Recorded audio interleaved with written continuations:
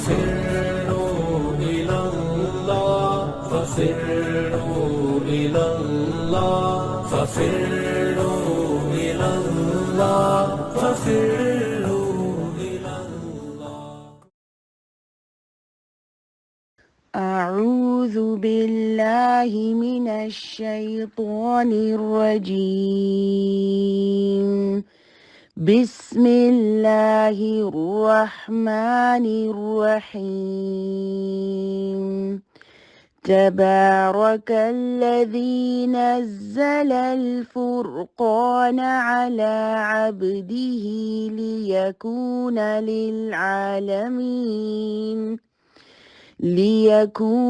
للعالمين نذيرا. الذي له ملك السماوات والأرض ولم يتخذ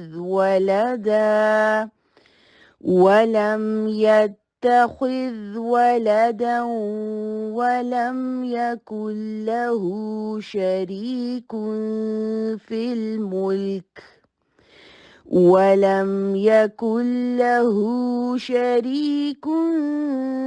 الملك وخلق كل شيء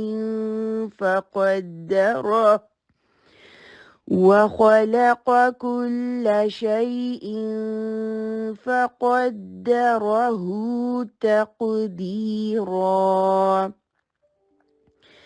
واتخذوا من دونه آلهة لا يخلقون شيئا وهم يخلقون ولا يملكون لأنفسهم ضرا ولا نفعا ولا يملكون موتا ولا حياة ولا نشورا. وقال الذين كفروا إن هذا إلا إفك افتراه وأعانه عليه قوم آخرون فقد جاءوا ظلما وزورا وقالوا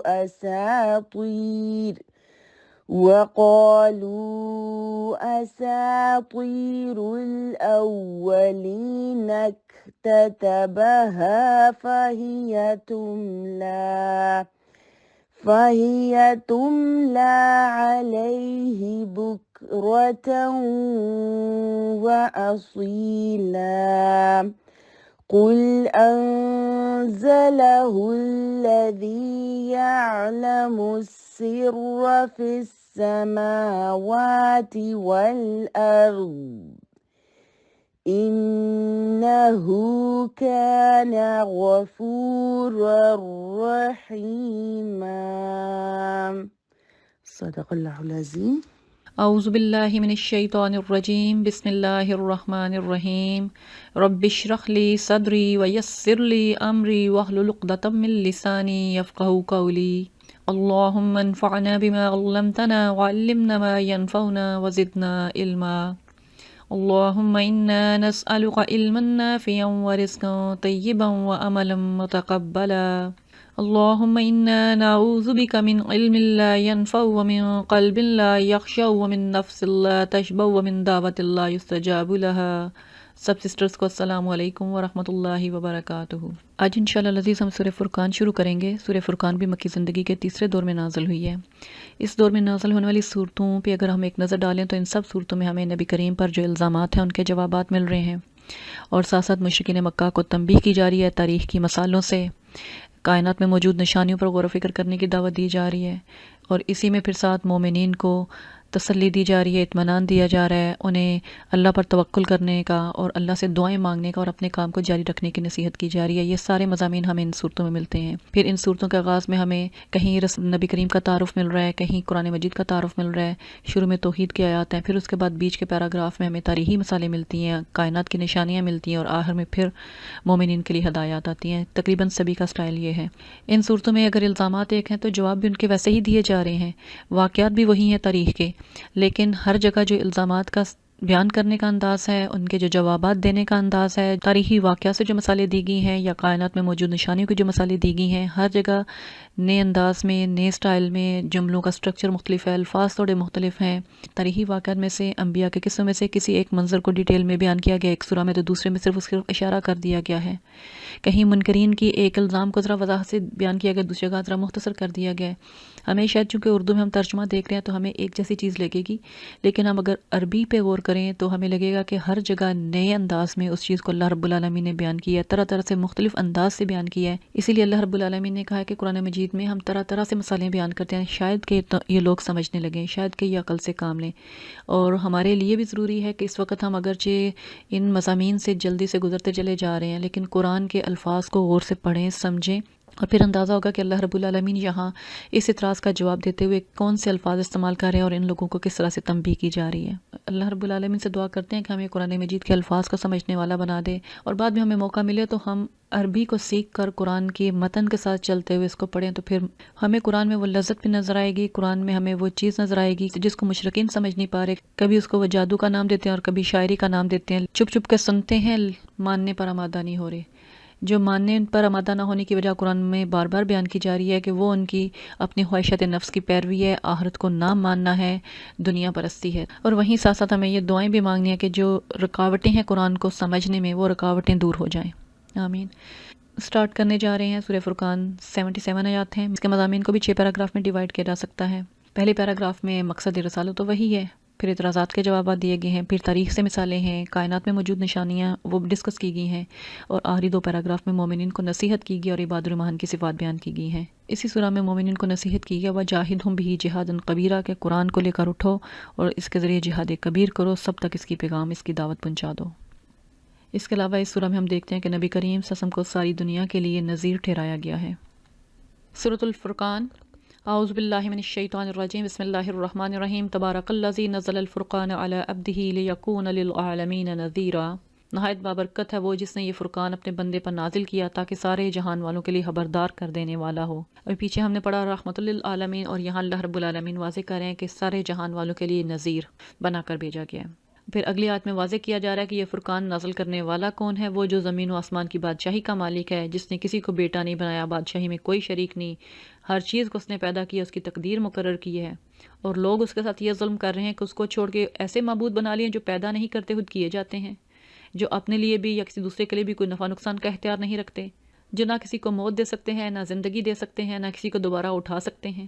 اسی رب نے جس کی ذات کو لوگ پہچان نہیں رہے، اس کا حق ادا نہیں کر رہے، اس نے لوگوں کی ہدایت کے لیے حق و باطل میں فرق کر دینے والی تعلیمات بھیجی ہیں اپنے بندے پہ، تاکہ لوگوں کو ڈرایا جائے اور وہ اس کی ناراضگی سے بچیں، کہ جب نبی کریم صلی اللہ علیہ وسلم اس فرقان کو لے کر اپنی ذمہ داری ادا کر رہے ہیں جس کے لیے بھیجا گیا ہے، تو لوگ آگے سے ان پر باتیں بناتے ہیں، اعتراضات کرتے ہیں، قرآن پر اعتراض کر رہے ہیں، نبی کریم پر اعتراض کر رہے ہیں، تو اللہ رب العالمین آگے ان اعتراضات کے جواب دے رہے ہیں۔ تو اللہ رب العالمین ان کے اعتراضات کو گنوا رہے ہیں جو ہم پچھلی صورتوں میں بھی پڑھتے چلے آئے ہیں، یہاں بھی ان کا جواب دیا جا رہا ہے کہ جن لوگوں نے نبی کی بات ماننے سے انکار کر دیا، وہ کہتے ہیں کہ یہ ایک من گڑت چیز ہے، جسے اس شخص نے خود گاڑ لی یا کسی اور نے اس کی مدد کی ہے۔ تو اللہ رب العالمین کہتے ہیں وہ لوگ بڑا سخت ظلم کر رہے ہیں اور جھوٹ گاڑ رہے ہیں جو قرآن کو جھٹلا رہے ہیں، نبی کو جھٹلا رہے ہیں۔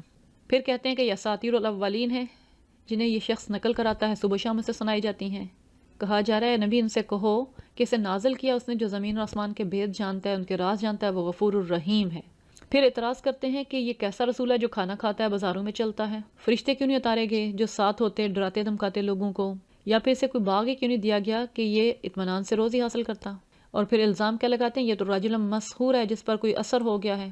ایسی الٹی الٹی حجتیں پیش کر رہے ہیں۔ اللہ تعالیٰ کہہ رہے ہیں ایسے بہکے ہوئے کہنے کوئی کام کی بات ہی نہیں سوجھ رہی۔ تبارک الذی، بڑا بابرکت ہے وہ، اگر چاہے تو ان کی تجویز کردہ چیزوں سے بڑھ کر آپ کو دے سکتا ہے، ایک نہیں بہت سے باغ جن کے نیچے نہریں بہتی ہیں اور بڑے بڑے محل۔ ان ساری باتوں کی اصل وجہ کیا ہے، اعتراضات کی وجہ کیا ہے کہ یہ قیامت کو بھولے ہوئے ہیں، اس گھڑی کو جٹلا چکے ہیں، اور جو کوئی اس دن کو جٹلائے اس کے لیے بھڑکتی آگ مہیا کر رکھی ہے اللہ نے۔ جب وہ دور سے ان کو دیکھے گی تو اس کے غضب اور جوش کی آوازیں سن لیں گے، پھر جب یہ ہاتھ پاؤں باندھ کر ایک تنگ جگہ ٹھون سے جائیں گے تو اپنی موت کو پکارنے لگیں گے۔ ان سے کہا جائے گا آج ایک موت نہیں بہت سی موتوں کو پکارو، اس وقت موت نہیں آئے گی، وہ دائمی زندگی ہوگی، ہمیشہ رہنے والی ہوگی۔ پھر ان سے پوچھا جائے گا، سوال کیا جائے گا کہ یہ انجام اچھا ہے یا وہ جنتیں، ابدی جنتیں جس کا وعدہ اللہ نے متقی لوگوں سے کیا تھا، جو ان کے عمل کی جزا ہوگی اور ان کے سفر کی آخری منزل ہوگی، وہ بھی ہمیشگی کی زندگی ہوگی، جس میں ان کی ہر خواہش پوری ہوگی، جس میں وہ ہمیشہ ہمیشہ رہیں گے، اور جس کا عطا کرنا تمہارے رب کے ذمے ایک واجب الادا وعدہ ہے۔ رب نے وعدہ کیا تو اس کو ضرور عطا کرے گا لوگوں کو۔ اور وہ دن جب اللہ رب العالمین یہ فیصلہ لیں گے، اس دن کا ذکر ہو رہا ہے کہ وہ وہی دن ہوگا جب تمہارا رب ان لوگوں کو بھی گھیر لائے گا اور ان کے معبودوں کو بھی بلا لے گا جنہیں آج اللہ کو چھوڑ کے پوج رہے ہیں۔ تو پھر ان سے پوچھے گا کیا تم نے میرے ان بندوں کو گمراہ کیا تھا؟ اس وقت وہ شرکا عرض کریں گے سبحانک ما کان ینبغی لنا ان نتخذ من دونک من اولیاء، پاک ہے آپ کی ذات، ہماری تو یہ بھی مجال نہ تھی کہ آپ کے سوا کسی کو مولا بناتے، مگر اے اللہ آپ نے ان کو اور ان کے باپ دادا کو خوب سمانے زندگی دیا تو یہ بھول گئے اور شامت زدہ ہو کر رہے۔ در حقیقت دنیا کی عیاشیوں میں جب پڑے، ان نعمتوں میں پڑے کہ اللہ کی ذات کو بھول گئے۔ یہ ہے ان کے شرک کی وجہ، دنیا کی مال و متاع میں گم ہو کر اللہ کو بھول جانا۔ پھر ان کے وہ معبود جن کو وہ اللہ کے ساتھ شریک بنائے بیٹھے ہیں ان کی باتوں کو جٹلا دیں گے، اور پھر وہ اپنی شامت کو، اپنی پکڑ کو نہ ٹال سکیں گے۔ اور پھر اللہ رب العالمین کہہ رہے ہیں کہ تم میں سے جو کوئی بھی ظلم کرے اسے ہم سخت عذاب کا مزہ چکھائیں گے۔ پھر نبی کریم صلی اللہ علیہ وسلم کو مخاطب کر کے کہا جا رہا ہے کہ اے رسول، ہم نے تم سے پہلے جتنے بھی رسول بھیجے تھے سب کھانا کھانے والے تھے، بازاروں میں چلنے پھرنے والے تھے۔ اللہ رب العالمین فرما رہے ہیں آیت نمبر 21 میں کہ وہ لوگ جو قیامت کے دن اللہ سے ملاقات کی امید نہیں رکھتے، وہ کہتے ہیں کہ کیوں نہ فرشتے ہمارے پاس بھیجے جائیں، ڈائریکٹلی ہمارے پاس آئیں یا ہم اللہ کو دیکھ لیں، پھر ہمیں مان لانے کا سوچیں گے۔ بڑا گھمنڈ لے بیٹھے ہیں یہ اپنے نفس میں اور حد سے گزر گئے ہیں سرکشی میں۔ جس روز یہ فرشتوں کو دیکھیں گے وہ مجرموں کے لیے کسی خوشخبری کا دن نہیں ہوگا، وہ چیخ اٹھیں گے خدا کی پناہ، جو کچھ بھی ان کا کیا دھرا ہے اسے لے کر ہم دھول کی طرح، غبار کی طرح اڑا دیں گے، اور جو لوگ جنت کے مستحق ہوں گے وہ اس دن اچھی جگہ ٹھہریں گے۔ آسمان کو چیرتا ہوا ایک بادل اس روز نمودار ہوگا، فرشتوں کے پرے اتار دیے جائیں گے۔ اس روز بادشاہی صرف رحمان کی ہوگی۔ وہ دن منکرین کے لیے بڑا سخت دن ہوگا۔ ظالم انسان اپنے ہاتھ چبائے گا اور کہے گا یا لیتنی اتخذت مع الرسول سبیلا، کاش میں نے رسول کا ساتھ دیا ہوتا، ہائے میری کمبختی، کاش میں نے فلاں شخص کو دوست نہ بنایا ہوتا، اس کے بہکائے میں آ کر میں نے وہ نصیحت نہ مانی جو میرے پاس آئی تھی۔ شیطان انسان کے حق میں بڑا ہی بے وفا نکلا۔ اللہ رب العالمین تو آج قرآن میں کھول کھول کے بتا رہے ہیں وہ تمہارا عدو مبین ہے، بڑا دھوکے باز ہے، اس سے بچو، لیکن انسان ہی اس سے باز نہیں آتا۔ اس دن پچھتائے گا، حسرت کرے گا، کاش میں نے اس کی بات نہ مانی ہوتی، کاش میں نے رسول کا ساتھ دیا ہوتا۔ اس وقت رسول صلی اللہ علیہ وسلم بھی پھر اللہ کے حضور کہیں گے کہ اے میرے رب، میری قوم نے اس قرآن کو مذاق کا نشانہ بنا لیا تھا، میں اس کلام کو انہیں سناتا تھا، یہ بجائے سننے کے اس کا مذاق اڑاتے تھے، اس طرح ان پر حجت پوری ہو جائے گی۔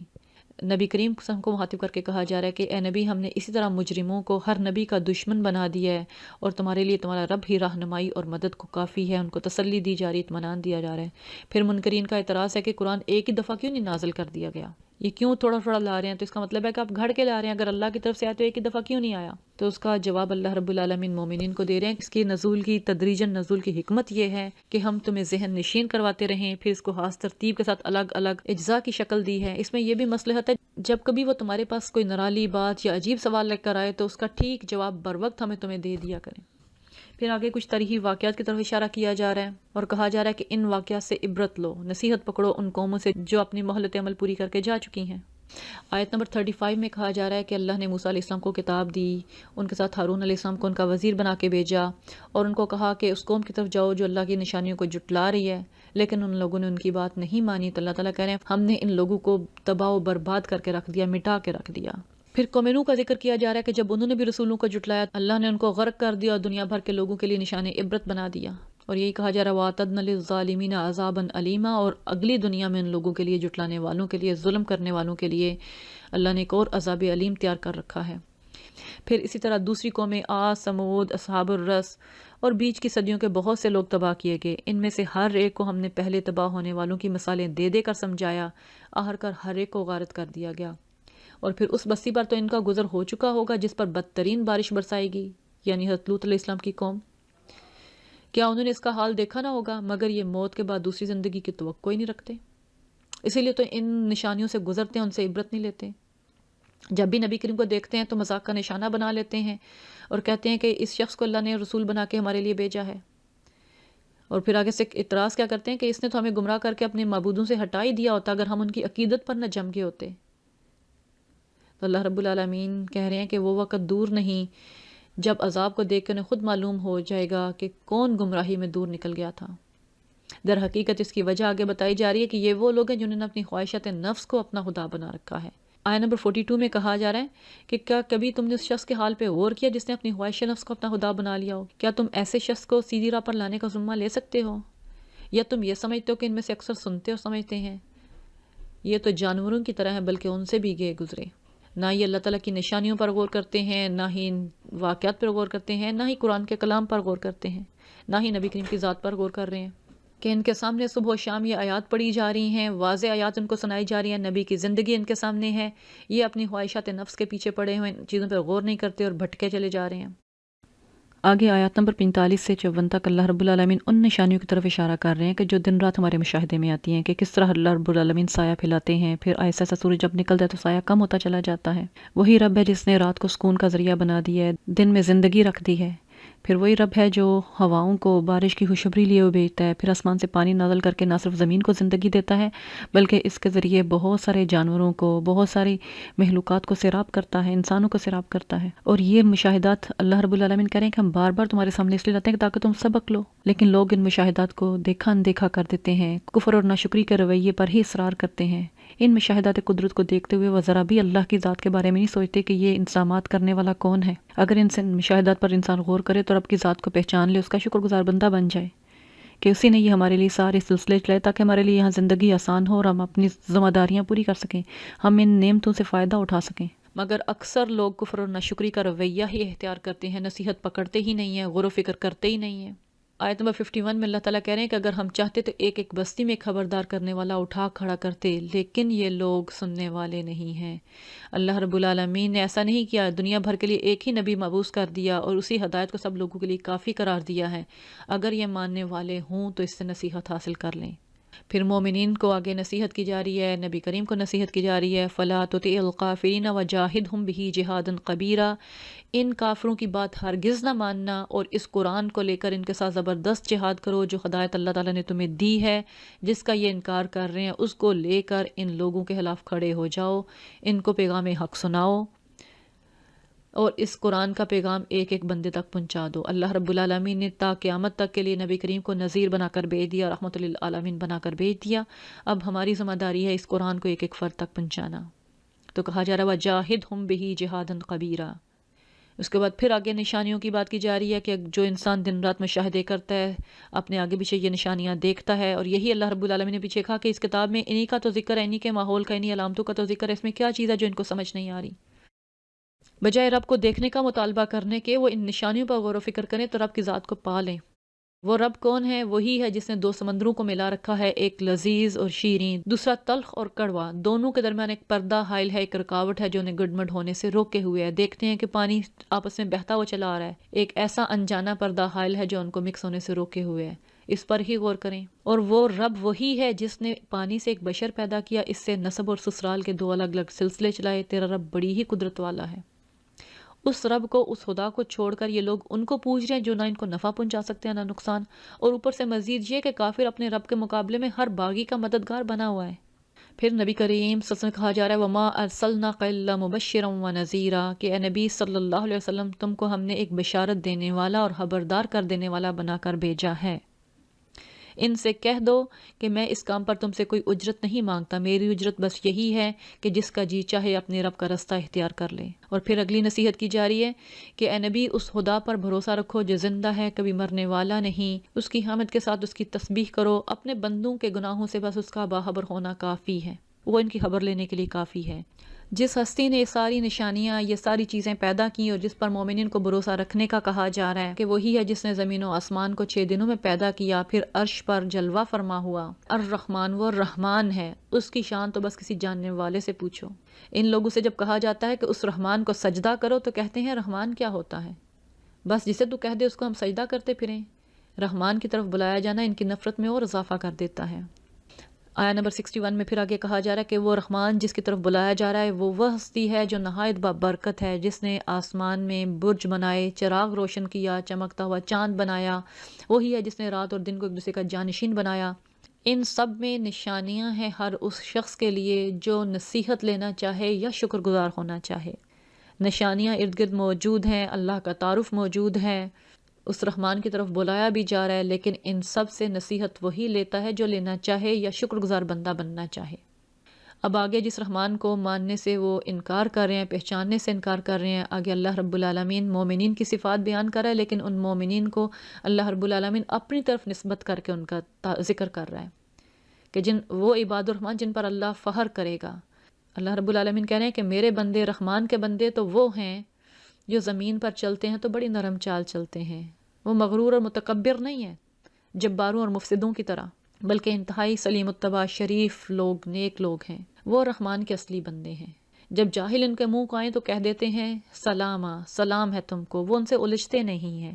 جو اپنے رب کے حضور سجدے اور قیام میں راتیں گزارتے ہیں، انتہائی عاجز بندے ہیں رب کے، اور جو دعائیں کرتے ہیں، اپنی عبادات پر تکبر نہیں کرتے، اپنی عبادات پر بھروسہ کر کے نہیں بیٹھے، دن رات اللہ سے پھر دعائیں بھی مانگتے ہیں، ربنا اصرف عنا عذاب جہنم ان عذابها کان غراما انها ساءت مستقرا ومقاما۔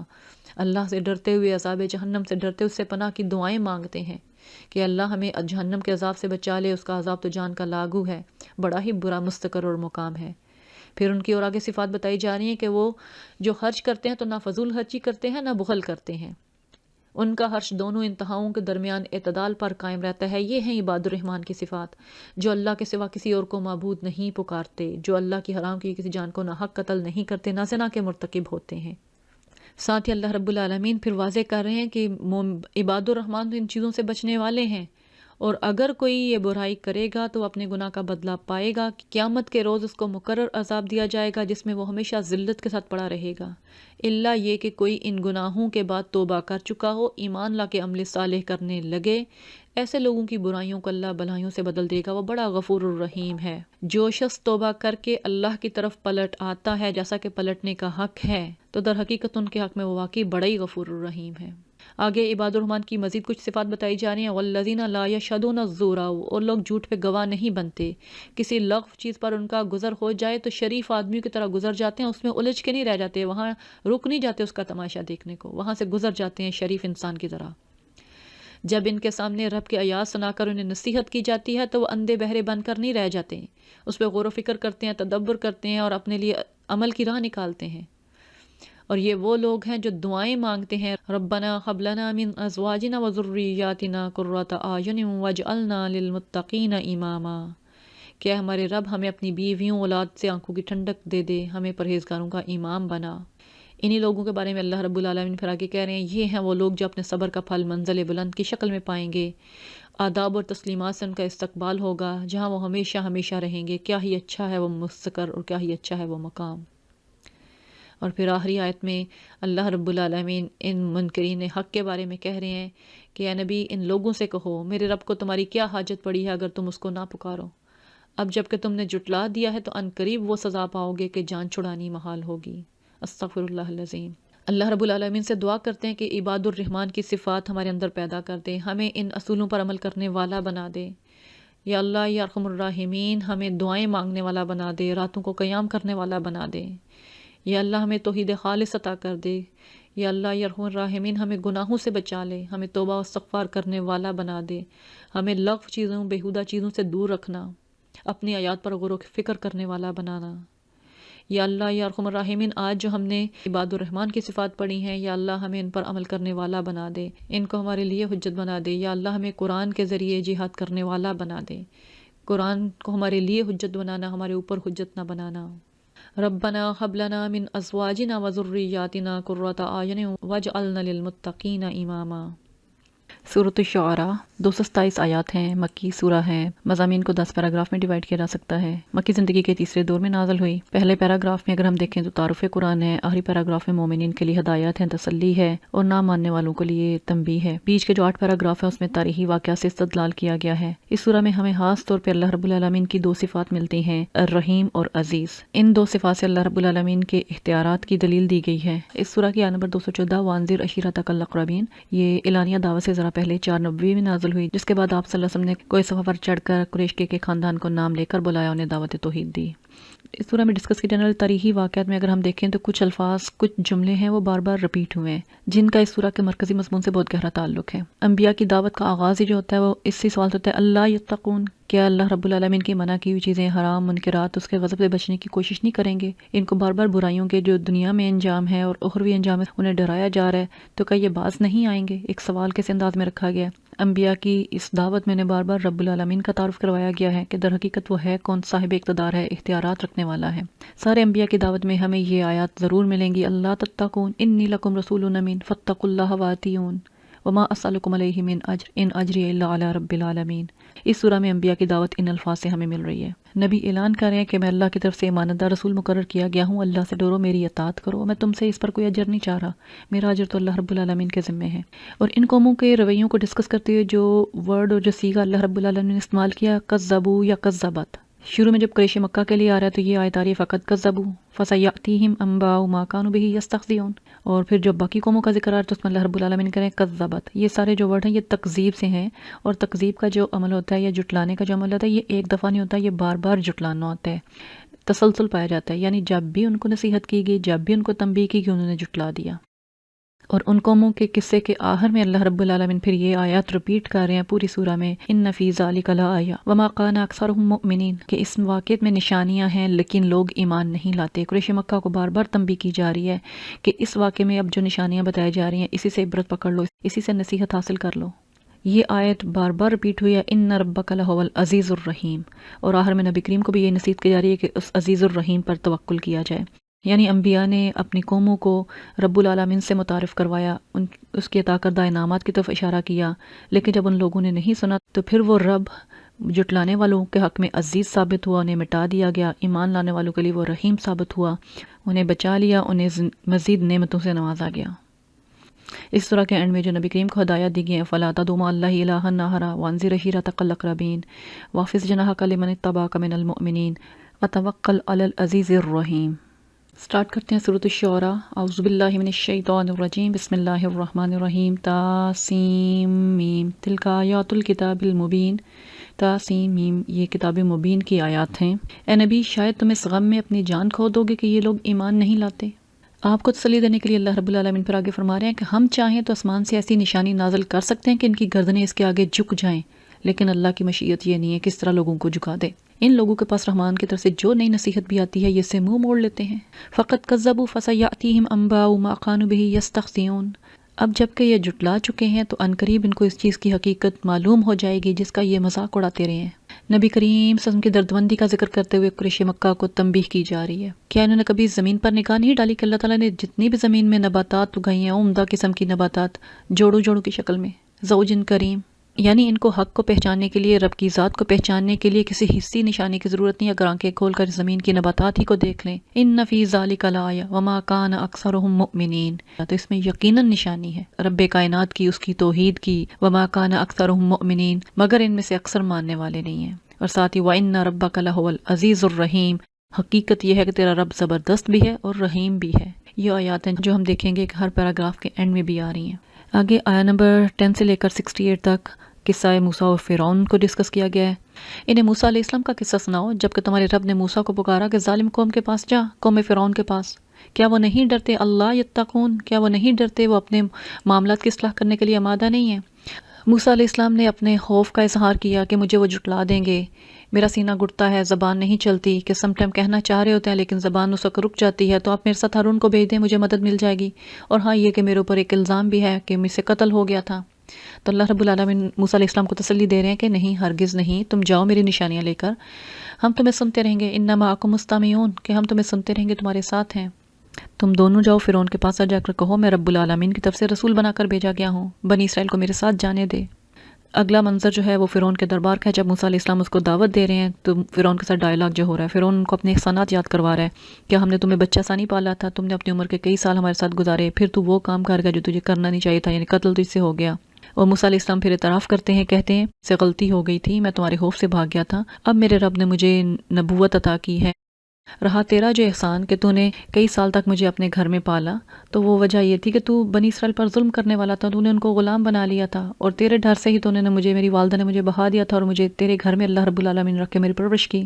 آگے فرعون جو ہے وہ سوال کر رہا ہے وما رب العالمین، یہ رب العالمین کیا ہوتا ہے، رب العالمین کون ہے؟ موسیٰ علیہ السلام اس کا جواب دے رہا ہے رب السماوات والارض وما بینہما ان کنتم موقنین، ان سب چیزوں کا رب جو آسمان اور زمین کے درمیان ہے اگر تم یقین لانے والے ہو، کیونکہ فرعون خود کو رب کہتا ہے، لیکن وہ فرعون اپنے آپ کو رب جو کہہ رہا ہے وادی نیل کا کہہ رہا ہے، مصر کے لوگوں کا کہہ رہا ہے، تو موسیٰ علیہ السلام جو رب کی تعریف دے رہے ہیں کہ وہ مصر کی نہیں کہہ رہے ہیں کہ تم تو ایک چھوٹے سے ایریے کے اپنے آپ کو رب کہہ رہے ہو، وہ ان سب چیزوں کا رب ہے جو زمین و آسمان کے درمیان ہے۔ اب اس پہ سے کوئی جواب نہیں ملا اور فوراً اپنے درباریوں سے مخاطب ہو کے کہہ رہا ہے کہ سنتے ہو یہ کیا کہہ رہا ہے؟ موسیٰ علیہ السلام اس کی بات کو اگنور کر کے اگلا جواب دیتے ہیں ربکم ورب آبائکم الاولین، وہ تمہارا رب اور تمہارے آباء و اجداد کبھی جو گزر چکے ہیں۔ فرعون کو اس کے سوال کے جواب میں جو بتایا جا رہا ہے، رب کی تعریف بتائی جا رہی ہے، وہ اس پہ غور نہیں کر رہا، وہ بلکہ الٹی صرف بات لے کر جا رہا ہے اور کہہ رہا ہے حاضرین سے تمہارے یہ جو رسول تم پر بھیجے گئے ہیں یہ تو بالکل بہکے گئے ہیں، پاگل معلوم ہوتے ہیں۔ موسیٰ علیہ السلام آگے پھر رب کی تعریف اور بتا رہے ہیں رب المشرق والمغرب وما بینہما، وہ جو مشرق اور مغرب جو کچھ ان کے درمیان ہے ان سب کا رب ہے، ان کنتم تعقلون، اگر تم کچھ عقل سے کام لو۔ اس ڈائلاگ کے درمیان میں دیکھیں تو موسیٰ علیہ السلام جو اسے رب کی تعریف بتا رہے ہیں، جو پروردگار کی تعریف بتا رہے ہیں، وہ اس کی طرف توجہ بھی نہیں کر رہا، اس کا جواب ہی اس کے پاس نہیں ہے۔ جو رب کا تصور اس کا تھا اس کے مقابلے میں موسیٰ علیہ السلام جو رب کا تصور پیش کر رہے ہیں وہ اس کی عقل میں نہیں آ رہی، اس کو سمجھ نہیں آ رہی، اس کا جواب اس کے پاس نہیں ہے۔ آگے سے دھمکی دے رہا ہے کہ اگر تو نے میرے سوا کسی اور کو رب مانا، معبود مانا، تو میں تجھے بھی ان لوگوں میں شامل کر دوں گا جو قید خانوں میں پڑے سڑ رہے ہیں۔ جو متکبر لوگ ہیں ان کے پاس آخری ہتھ کنڈا یہی ہوتا ہے۔ موسیٰ علیہ السلام اس کی بات کو اگنور کر کے کہ تم مجھے جیل میں ڈالنے کی دھمکی دے رہے ہو، اسے کہہ رہے ہیں کہ اچھا اگرچہ میں لے آؤں تیرے سامنے ایک سری چیز، ایک سری واضح نشانی۔ فرعون بات ختم کر رہا ہے، موسیٰ علیہ السلام اسے دعوت دیتے چلے جا رہے ہیں۔ اب وہ کہہ رہا ہے اچھا تو لے، اگر تو سچا ہے تو دکھا تیرے پاس کیا چیز ہے۔ اس کی زبان سے یہ بات نکلتے ساتھ ہی موسیٰ علیہ السلام نے اپنا عصا پھینکا، یکا وہ سری اژدہا تھا، پھر اس نے اپنا ہاتھ بغل سے کھینچا، سب دیکھنے والوں کے سامنے چمک رہا تھا۔ ان معجزوں کو دیکھ کے فرعون کی ٹون ہی بدل گئی ہے، اس کا مزاج ہی بدل گیا اور فوراً وہ اپنے حواریوں سے، اپنے سرداروں سے کہنے لگا ہے یہ شخص یقیناً ایک ماہر جادوگر ہے، یعنی اس نے اعتراف کر لیا ہے، اس کو ان کے معجزوں کی کوئی حقیقت سمجھ نہیں آئی تو اس نے فوراً کہہ دیا یہ کوئی ایک ماہر جادوگر ہے اور چاہتا ہے کہ اپنے جادو کے ذریعے سے تمہیں تمہارے ملک سے نکال دے، اب بتاؤ تم کیا حکم دیتے ہو۔ فرعون کے اس ڈائلاگ سے اگر غور کر کے دیکھا جائے تو ابھی تھوڑی دیر پہلے وہ بنی اسرائیل کی رہائی کا مطالبہ کرتے ہوئے دیکھ کے موسیٰ علیہ السلام کو کہہ رہا ہے کہ یہ تو بالکل پاگل معلوم ہوتے ہیں، مجنون ہو گئے ہیں، اور کہہ رہا ہے کہ اگر میرے علاوہ کسی کو معبود مانا تو میں جیل میں ڈال دوں گا۔ اب ان نشانیوں کو دیکھتے ساتھ ہی ایسی ہیبت طاری ہوئی، ایسا پریشان ہو گیا کہ فوراً اپنے درباریوں کی طرف رجوع کر کے کہنے لگا یہ تو بڑا ماہر جادوگر ہے جو چاہتا ہے جادو کے ذریعے سے تمہیں تمہارے ملک سے نکال دے، اب بتاؤ تم کیا حکم دیتے ہو۔ رب مصر کے پاس رب مصر ہونے کا دعویٰ کر رہا ہے اور درباریوں سے، ان سے، اپنے سرداروں سے مشورہ مانگ رہا ہے کہ اب کیا کیا جائے۔ خود ان کے پاس کوئی جواب نہیں ہے، اب فوراً وہ مدد لینے کے لیے کہہ رہے ہیں کہ جادوگروں کو بلایا جائے اور اس چیز کا توڑ کیا جائے، ورنہ تو ہماری یہاں نہیں چلے گی۔ فوراً انہوں نے کہا کہ ہر سیانے جادوگر کو آپ کے پاس لے آیا جائے، چنانچہ ایک روز وقت مقرر پر جادوگر اکٹھے کر لیے گئے۔ آیت نمبر 29 میں جس طرح ذکر آ رہا ہے کہ وہ خود لوگوں کو جا کے انوائٹ کر رہے ہیں، کہہ رہے ہیں کہ تم اجتماع میں چلو گے، شاید کہ ہم جادوگروں کے دین پر ہی رہ جائیں اگر وہ غالب رہے۔ یعنی وہ موسیٰ علیہ السلام کے معجزوں سے، اس کی تعلیمات سے اتنے پریشان ہیں، لوگوں میں بے چینی پائی جا رہی ہے، لوگوں کا فرعون کے دین سے پھر جانے کا خدشہ ہے کہ خود جا کے لوگوں کو بلا رہے ہیں اور ان کا سارے کا سارا جو انحصار ہے وہ ان ماہر جادوگروں پہ جن کو انہوں نے انوائٹ کیا ہوا ہے، تو انہیں کہہ رہے ہیں کہ تم اجتماع میں چلو، ضرور آنا، شاید کہ ہم جادوگروں کے دین پہ رہ جائیں اگر وہ غالب رہیں، اور ساتھ میں ان کی ڈائلیگ سے انہیں یقین بھی نہیں ہے کہ اگر وہ کامیاب رہے۔ اب اگلا منظر مقابلے کے دن کا ہے جس میں جادوگر جو ہیں وہ فرعون کے ساتھ پہلے ڈیل کر رہے ہیں کہ اگر ہم کامیاب رہے تو ہمیں کیا ملے گا، یعنی وہ اپنے اس لالچ میں کہ ہمیں کیا، اس کا اجر کیا ملنا ہے، ان کو وہ آگے کہہ رہا ہے کہ تم مقربین میں سے شامل ہو جاؤ گے اگر تم کامیاب رہے تو۔ موسیٰ علیہ السلام نے ان سے کہا کہ پھینکو جو تمہیں پھینکنا ہے، انہوں نے فوراً اپنی رسیاں اور لاٹھیاں پھینک دیں اور ساتھ ہی کہا کہ فرعون کے اقبال سے، بے عزتی فرعون کے اقبال سے ہم ہی غالب رہیں گے۔ جیسے ہی موسیٰ علیہ السلام نے اپنا عصا پھینکا تو وہ ان کے سارے جھوٹے کرشموں، سارے جھوٹے جادو کو ہڑپ کرتا چلا گیا۔ اس چیز کو دیکھتے ساتھ ہی سارے جادوگر بے اختیار سجدے میں گر پڑے اور بول اٹھے مان گے ہم رب العالمین کو، موسیٰ اور ہارون کے رب کو۔ یہاں تھوڑا سا اگر غور کیا جائے جو روایات میں ملتا ہے کہ یہ جو جادوگر، جو ماہر جادوگر بلائے گئے تھے، یہ ان کے بڑے بڑے کاہن تھے جن کے اوپر ان کے سارے مذہب کا دار و مدار تھا. اب وہ جتنے بڑے بڑے انہوں نے انوائٹ کیے ہوتے وہ سارے کے سارے موسیٰ علیہ السلام پر ایمان لے آئے ہیں. تو اس وقت ان کی کیا کیفیت ہوگی، ان درباریوں کی، فرعون کی. غصے سے کس طرح تلملا رہا ہوگا. فوراً بول اٹھا کہ اس سے پہلے کہ میں تمہیں اجازت دیتا. اب اسے اور کوئی طریقہ نظر نہیں آیا. وہ الزام لگا رہا ہے کہ یہ ضرور تمہارا بڑا ہے جس نے تمہیں جادو سکھایا ہے. اور پھر انہیں دھمکانے لگ گیا کہ تمہارے ہاتھ پاؤں مخالف سمتوں سے کٹواؤں گا، سب کو سولی پر چڑھا دوں گا. اب وہ نو مسلم ہیں جو ایمان لے آئے ہیں بغیر کسی لالچ کے. پہلے تھوڑی دیر پہلے وہ فرعون کے ساتھ ڈیل کر رہے تھے، اب وہ حقیقت کو دیکھتے ساتھ ہی ایمان لے آئے ہیں اور اتنی استقامت سے جواب دے رہے ہیں کہ کچھ پرواہ نہیں، ہم اپنے رب کے حضور پہنچ جائیں گے کہ اگر تو ہمیں سزا دے گا ہم اپنے رب کے حضور پہنچ جائیں گے، اور ہمیں توقع ہے کہ ہمارا رب ہمارے گناہ معاف کر دے گا کیونکہ ہم سب سے پہلے ایمان لائے ہیں. اس کے بعد ہم سوچ سکتے ہیں کہ ان سب لوگوں کے ساتھ کیا بیتی ہوگی، مصر میں کس طرح سے کشمکش ہوگی. موسیٰ علیہ السلام مسلسل دعوت دیتے رہے ہیں، فرعون کو بھی، مصریوں کو بھی، بنی اسرائیل کو بھی.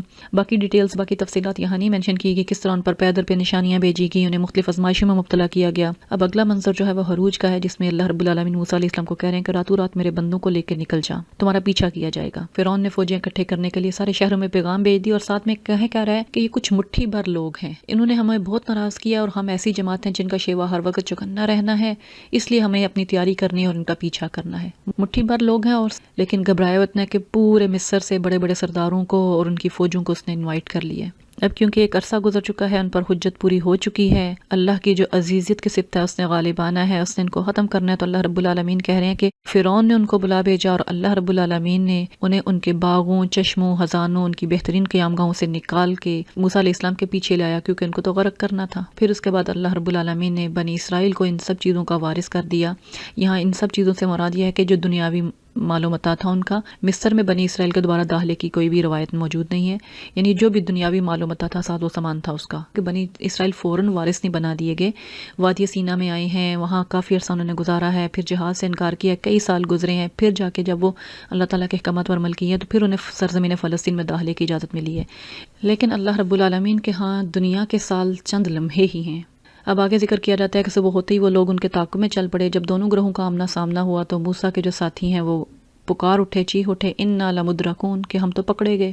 موسیٰ علیہ السلام انہیں تسلی دے رہے ہیں، ہرگز نہیں، میرے ساتھ میرا رب ہے، وہ ضرور رہنمائی فرمائے گا. اس وقت نظر تو انہیں کچھ نہیں آ رہا، لیکن اللہ پر توکل ہے. جب سمندر کے کنارے پہنچ گئے تو پھر اس وقت اللہ رب العالمین نے کہا کہ مار اپنا عصا سمندر پر. اب جب عصا انہوں نے مارا تو سمندر یکایک پھٹ گیا، اس کا ہر ٹکڑا عظیم الشان پہاڑ کی طرح ہو گیا. فرعون اور اس کے لشکری بھی پیچھے اس سارے منظر کو دیکھ رہے ہیں. ان کی نظروں کے سامنے اللہ رب العالمین نے موسیٰ علیہ السلام اور ان کے ساتھیوں کو بچا لیا اور ان سب کو غرق کر دیا. پھر یہ آیات آ رہی ہیں، ان فی ذالک لآیہ وما کان اکثرهم مؤمنین وان ربک لہو العزیز الرحیم. اگلا واقعہ ابراہیم علیہ السلام کا واقعہ، آیہ نمبر 69 سے لے کر 104 تک. کہا جا رہا ہے کہ انہیں ابراہیم کا قصہ بھی سنا دو. جب اس نے اپنے باپ، اپنی قوم سے پوچھا یہ کیا چیزیں ہیں جن کو تم پوجتے ہو، تو انہوں نے کیا جواب دیا، یہ چند بت ہیں، ہم انہی کی پوجا کرتے رہتے ہیں، انہی کی سیوا کرتے رہتے ہیں.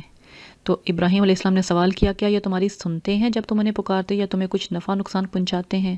آگے سے تسلیم کر رہے ہیں کہ نہیں، بلکہ ہم نے بس کیا ہے کہ وجدنا آباءنا، اپنے باپ دادا کو ایسا کرتے ہوئے پایا ہے. اس پر ابراہیم نے کہا، کبھی تم نے آنکھیں کھول کر ان چیزوں کو بھی دیکھا جن کی بندگی اور تمہارے پچھلے باپ دادا بجا لاتے رہے؟ کبھی غور و فکر بھی کیا کہ جو تم کر رہے ہو کہ یہ اس چیز کے حقدار ہیں بھی ہے کہ نہیں ہے؟ پھر ابراہیم علیہ السلام نے اعلان کیا کہ میرے تو یہ سب دشمن ہیں بجز ایک رب العالمین کے. پیچھے موسیٰ علیہ السلام نے رب العالمین کی جو تعریف کی وہ ہم نے دیکھی. اب یہاں ابراہیم علیہ السلام کہہ رہے ہیں کہ رب العالمین کون ہے؟ جس نے مجھے پیدا کیا ہے، پھر وہی میری رہنمائی فرماتا ہے، وہی مجھے کھلاتا ہے، وہی مجھے پلاتا ہے، جب میں بیمار ہوتا ہوں وہی مجھے شفا دیتا ہے، جو مجھے موت دے گا دوبارہ زندگی دے گا، اور جس سے میں امید رکھتا ہوں کہ روز جزا وہ میری خطائیں معاف کر دے گا. رب العالمین تو وہ ہے، میں اس پر ایمان رکھتا ہوں. میرا رب تو ایسا ہے جو ہمہ وقت میری ضرورتیں پوری کر رہا ہے. اس کے بعد ابراہیم علیہ السلام کی اس دعا کا ذکر ہے جو انہوں نے اپنا وطن چھوڑتے وقت کی تھی کہ اے میرے رب مجھے حکم عطا کر، مجھے صالحوں کے ساتھ ملا، بعد میں آنے والوں میں مجھے سچی ناموری عطا فرما، اور مجھے جنت نعیم کے وارثوں میں شامل فرما.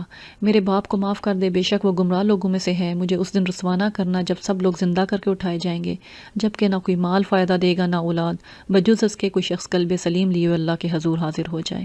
یہ دعا تھی ابراہیم علیہ السلام کی اپنے علاقے کو، اپنے ان لوگوں کو چھوڑتے ہوئے جن میں انہوں نے بڑا عرصہ کوشش کی کہ انہیں اللہ کی طرف بلایا جائے، لیکن جب وہ ایمان نہیں لائے تو یہ دعا مانگ کے ان کو چھوڑ آئے.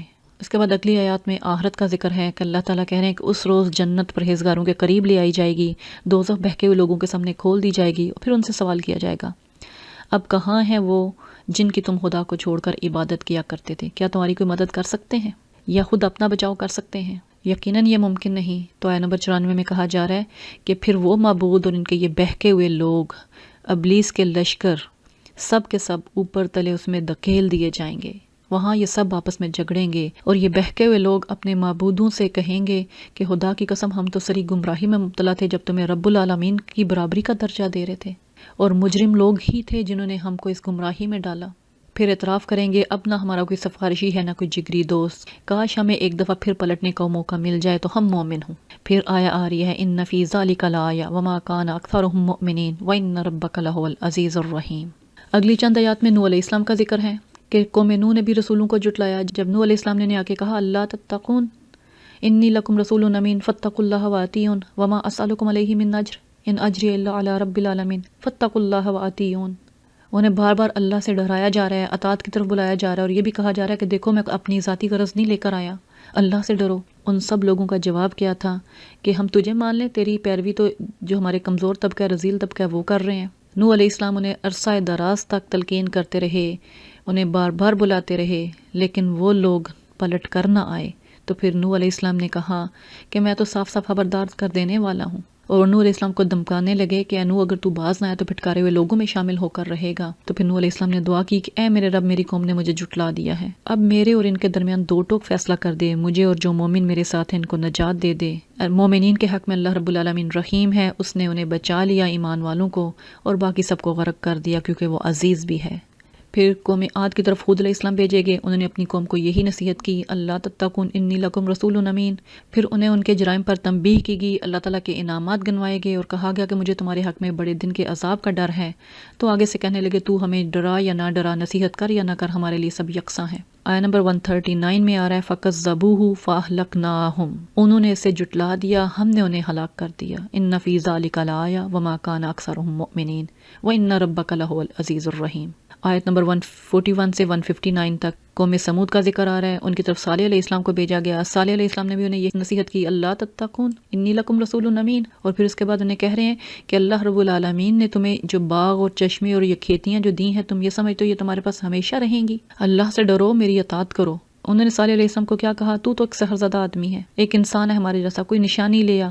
ان کو نشانی بھی دے دی گئی، اور انہوں نے اس نشانی کے ساتھ کیا کیا کہ انہوں نے اس کی کونچیں کاٹ دیں، اسے ذبح کر دیا۔ اللہ رب العالمین پھر کہہ رہے ہیں کہ فَأَصْبَحُوا نَادِمِينَ، آہر کر پچھتاتے رہ گئے، انہیں عذاب نے آ لیا۔ ان فی ذالک لآیہ وما کان اکثرهم مؤمنین وان ربک لہو العزیز الرحیم۔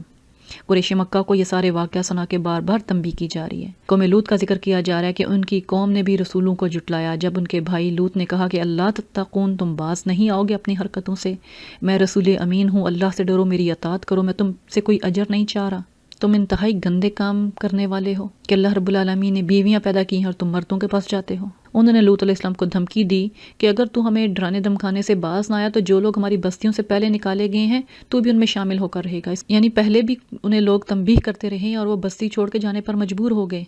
تو نوح علیہ السلام نے بھی کہا کہ تمہارے کرتوتوں پر جو لوگ کڑ رہے ہیں، جو تمہیں تنبیہ کر رہے ہیں، میں انہی میں شامل ہوں۔ انہوں نے اللہ رب العالمین سے نجات کی دعا کی۔ اللہ رب العالمین نے لوط علیہ السلام اور اہل ایمان کو بچا لیا، ان کی بیوی بھی تباہ ہونے والوں میں سے تھی، اور کہا کہ پھر ان باقی رہ جانے والوں کو ہم نے تباہ کر دیا، ان پر برسائی ایک ایسی برسات جو بڑی ہی بری بارش تھی، کیونکہ وہ ڈرائے جا چکے تھے، وہ اس چیز کے مستحق تھے۔ اللہ رب العالمین قوموں کو ڈراتا ہے، انہیں تنبیہات بھیجتا ہے، جب وہ اپنی اصلاح نہیں کرتی تو پھر اس کی صفت عزیز غالب آتی ہے، انہیں ختم کر کے رکھ دیتی ہے۔ یقیناً اس پہ بھی نشانیاں، لوگ ایمان نہیں لاتے۔ حقیقت یہ ہے تیرا رب زبردست بھی ہے اور رحیم بھی ہے۔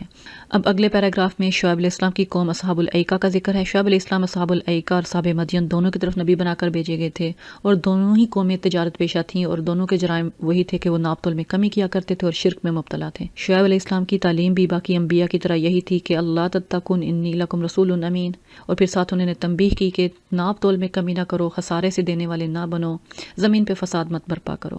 انہوں نے بھی شعیب علیہ السلام کو جھٹلایا، سحر زدہ آدمی کہا، اور پھر کہا کہ اگر تو سچا تو ہم پر کوئی آسمان کا ٹکڑا گرا دے۔ پھر اللہ رب العالمین نے اصحاب الایکہ پر سخت بارش کا عذاب برسایا، انہیں تباہ کر کے رکھ دیا گیا، اور وہ بڑے ہی خوفناک دن کا عذاب تھا۔ اصحاب مدین کو زلزلے سے ہلاک کیا گیا، اصحاب الایکہ کو سخت بارش اور طوفان سے ہلاک کیا گیا۔ ان فی ذالک لآیہ وما کان اکثرهم مؤمنین وان ربک لہو العزیز الرحیم۔ اب آخری پیراگراف ہے، اس میں نبی کریم صلی اللہ علیہ وسلم کو تسلی دی جا رہی ہے، ہدایات دی جا رہی ہیں، قریش مکہ کو تنبیہ کی جا رہی ہے۔ اس میں بھی کہا جا رہا ہے کہ یہ قرآن مجید رب العالمین کی تنزیل ہے، اسے لے کر تیرے دل پر روح الامین اترے ہیں تاکہ آپ منذرین میں شامل ہوں، ڈرانے والوں میں شامل ہوں، صاف صاف عربی زبان میں۔ اور اس کا ذکر پہلی کتابوں میں بھی موجود ہے، بنی اسرائیل بھی اسے جانتے ہیں۔ کیا اہل مکہ اس سے بھی عبرت نہیں پکڑتے کہ بنی اسرائیل بھی اس کتاب کو پہچانتے ہیں، اس کی خوشبیاں ان کی کتابوں میں موجود ہیں؟ لیکن ان کے انکار کا حال یہ ہے کہ اتنی فصیح عربی زبان والی یہ کتاب اگر کسی اجمی کے بھی نازل کی جاتی، وہ نے پڑھ کے سناتا تو یہ تب بھی اس پر ایمان نہ لاتے۔ اس کی تعلیمات ان کے دل سے اس طرح گزرتی ہیں جیسے گرم صلاح۔ اہل ایمان کے حق میں تو یہ تسکین ہے، شفا ہے، لیکن ان کے لیے یہ گرم لوہے کی صلاح بن جاتا ہے، بجائے اس پہ یہ غور و فکر کرنے کے اس کی تردید کے حربے ڈھونڈنے لگتے ہیں۔ یہ اس پر ایمان نہیں لائیں گے یہاں تک کہ عذاب دیکھ لیں۔ آگے آیت نمبر 208 میں جو کہا جا رہا ہے، انہیں تنبیہ کی جا رہی ہے کہ دیکھو جتنی بستیوں کا تم سے تذکرہ کیا گیا، یہ ساری بستیاں ایسی تھی جن میں ڈرانے والے بھیجے گئے تھے، تنبیہ کی گئی تھی، نصیحت انہیں بھیجی گئی تھی، لیکن انہوں نے نہیں مانا تو ہلاک کر ڈالے گے۔ اللہ رب العالمین کہہ رہے ہیں کہ وما كنا ظالمین، ہم ظلم کرنے والے نہ تھے، انہوں نے خود اپنے اوپر ظلم کیا۔ اس کے بعد قرآن مجید کے بارے میں کہا جا رہا ہے کہ اس کتاب مبین کو شیطان لے کر نہیں اترے، نہ یہ کام انہیں سجتا ہے، نہ وہ ایسا کر سکتے ہیں، وہ تو اس کی سماعت تک سے دور رکھے گئے ہیں۔ یعنی جس وقت قرآن آپ پر نازل ہو رہا ہوتا ہے، اس وقت شیاطین اس کو سن بھی نہیں سکتے، انہیں یہ معلوم ہی نہیں ہوتا کہ آپ پر کیا چیز نازل ہو رہی ہے۔ پھر نبی کریم صلی اللہ علیہ وسلم کو مخاطب کر کے نصیحت کی جا رہی ہے کہ پس نبی اللہ کے ساتھ کسی دوسرے کو معبود نہ پکارو ورنہ تم بھی سزا پانے والوں میں سے شامل ہو جاؤ گے۔ تنبیہ دوسرے لوگوں کو کی جا رہی ہے، سب مخاطبین کو کی جا رہی ہے۔ پھر آپ کو حکم دیا جا رہا ہے وانذر عشیرتک الاقربین واخفض جناحک لمن اتبعک من المؤمنین، اپنے قریب ترین رشتہ داروں کو ڈراؤ، ایمان لانے والوں میں سے جو لوگ تمہاری پیروی اختیار کریں ان کے ساتھ تواضع سے پیش آؤ۔ آیت نمبر 214 جو کہ اعلانیہ دعوت کے دور کے آغاز میں نازل ہوئی تھی، وَتَوَکَّلْ عَلَى الْعَزِیزِ الرَّحِیم، اور زبردست اور رحیم پر توکل کرو جو تمہیں دیکھ رہا ہوتا ہے جب تم اٹھتے ہو، سجدہ گزار لوگوں میں تمہاری نقل و حرکت پر نظر رکھتا ہے، وہ سب کچھ سننے والا اور جاننے والا ہے۔ اس کے بعد مشرکین مکہ کو جواب دیا جا رہا ہے کہ جو نبی کریم کو کاہن کا لقب دیتے ہیں، کاہن وہ ہیں جن پر شیاطین آتے ہیں، تو اللہ رب العالمین کہہ رہے ہیں کہ آؤ میں تمہیں بتاؤں کہ شیاطین کس پر اترا کرتے ہیں، وہ ہر جال ساز بدکار پر اترا کرتے ہیں جو جھوٹ گھڑنے والے ہوتے ہیں، سنی سنائی باتیں ان کے کانوں میں پھونک دیتے ہیں اور ان میں سے اکثر جھوٹے ہوتے ہیں۔ کاہن تو وہ لوگ ہیں جن کا شیاطین سے واسطہ پڑتا ہے۔ نبی کریم کے کلام کا، نبی کریم کی ذات مبارکہ کا شیاطین سے یا کاہنوں سے کوئی تعلق بھی نہیں ہے۔ پھر وہ نبی کریم کو جو شاعر کہتے ہیں تو اللہ رب العالمین اس کا جواب دے رہے ہیں، جو شعراء ان کے پیچھے تو بہکے ہوئے لوگ چلا کرتے ہیں، کیا تم نے کبھی دیکھا نہیں کہ نبی کریم کے پیچھے چلنے والے ان کے تابع لوگ کون ہیں؟ اور پھر تم یہ بھی نہیں دیکھتے کہ وہ جو شعراء ہیں وہ ہر وادی میں بھٹکتے ہیں اور ایسی باتیں کہتے ہیں جو کرتے نہیں ہیں، کہ ان کے کلام میں دیکھو کہ ہر طرح کی فضول اور لغویات پائی جاتی ہیں، جبکہ کلام الہی میں تم دیکھو کہ وہ کتنا سنجیدہ کلام ہے اور تمہیں کن چیزوں کی طرف تمہیں بلا رہا ہے۔ پھر جو باتیں شعراء بیان کرتے ہیں ان کا عمل سے کوئی تعلق نہیں، نہ خود ان کا ان پر عمل ہوتا ہے۔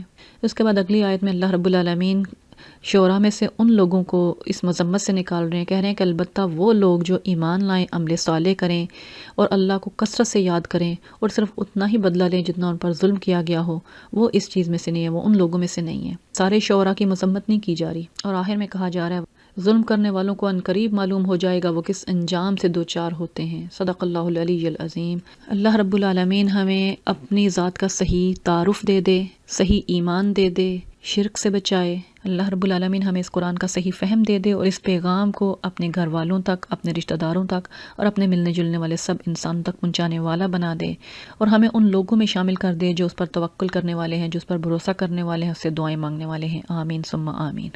سورۃ النمل مکی سورہ ہے، آیات 93 ہیں۔ یہ بھی مکی زندگی کے تیسرے دور میں نازل ہوئی ہے۔ اس سورہ میں مشرکین مکہ کو سلطنت سبا کی ملکہ کے قبول اسلام سے عبرت حاصل کرنے کا مشورہ دیا جا رہا ہے، جو کہ اسلام لانے سے پہلے سورج کی پوجا کیا کرتی تھی۔ اس سورہ میں خاص طور پر عقیدہ احد کو قبول کرنے والوں اور عقیدہ احد کا انکار کرنے والوں کے کردار کا قابل جائزہ پیش کیا گیا ہے۔ پہلے پیراگراف تمہیدی پیراگراف میں بنیادی عقائد کا ذکر کیا گیا ہے، مومنین کی صفات بھی بتائی گئی ہیں۔ پھر دوسرے پیراگراف میں موسیٰ علیہ السلام کے واقعے کا ذکر ہے۔ پھر تیسرا پیراگراف میں سلیمان علیہ السلام کا واقعہ ہے۔ چوتھے اور پانچویں پیراگراف میں صالح علیہ السلام کی قوم کا، سمود کا اور لوط علیہ السلام کی قوم کا تذکرہ ہے۔ ساتویں پیراگراف میں توحید کے دلائل دیے گئے ہیں، اور آخری پیراگراف میں نبی کریم کو تسلی بھی دی گئی ہے، چند مناظر قیامت دکھائے گئے ہیں اور شرک کا انجام بتایا گیا ہے۔ سورہ میں خاص طور پہ یہ بتایا گیا ہے کہ قرآن مجید سے رہنمائی صرف وہ لوگ حاصل کر سکتے ہیں جو بنیادی عقائد کو مان لینے کے بعد اپنی عملی زندگی میں بھی اطاعت کا رویہ اختیار کریں۔ لیکن اس راہ پر آنے اور چلنے میں جو چیز سب سے بڑھ کر رکاوٹ پیدا کرتی ہے وہ انکار آخرت ہے۔ اس کے بعد 3 قسم کی سیرتوں کے نمونے پیش کیے گئے ہیں۔ ایک نمونہ ہے فرعون، سرداران قوم سمود اور سرکش قوم لوط کا، جن کی سیرت فکر آخرت سے بے نیازی اور نفس کی بندگی سے بنی ہے۔ یہ لوگ کسی نشانی کو دیکھ کر بھی ایمان لانے کے لیے تیار نہ ہوئے، بلکہ الٹا ان لوگوں کے دشمن بن گئے جنہوں نے خیر کی طرف بلایا۔ دوسرا نمونہ سلیمان علیہ السلام کا ہے، جن کو خدا نے بہت بڑے پیمانے پر دولت اور حکومت سے نوازا تھا، لیکن اس سب کے باوجود چونکہ وہ اپنے آپ کو اللہ کے سامنے جواب دہ سمجھتے تھے، وہ اللہ تعالیٰ کے شکر گزار اور عاجز بندے بنے رہے۔ پھر تیسرا جو نمونہ ہے ملکہ سبا کا ہے، جو تاریخ عرب کی نہایت مشہور اور دولت مند قوم پر حکمران تھی۔ اس کے پاس وہ سارے اسباب جمع تھے جو کسی بھی انسان کو غرور نفس میں مبتلا کر سکتے ہیں۔ پھر وہ ایک مشرک قوم سے تعلق رکھتی تھی، اپنے آبا کی تقلید کی بنا پر اپنی قوم میں سرداری برقرار رکھنے کی خاطر بھی اس کے لیے شرک کو چھوڑ کر توحید اختیار کرنا بہت زیادہ مشکل تھا، جتنا کہ کسی عام مشرک کے لیے ہو سکتا ہے۔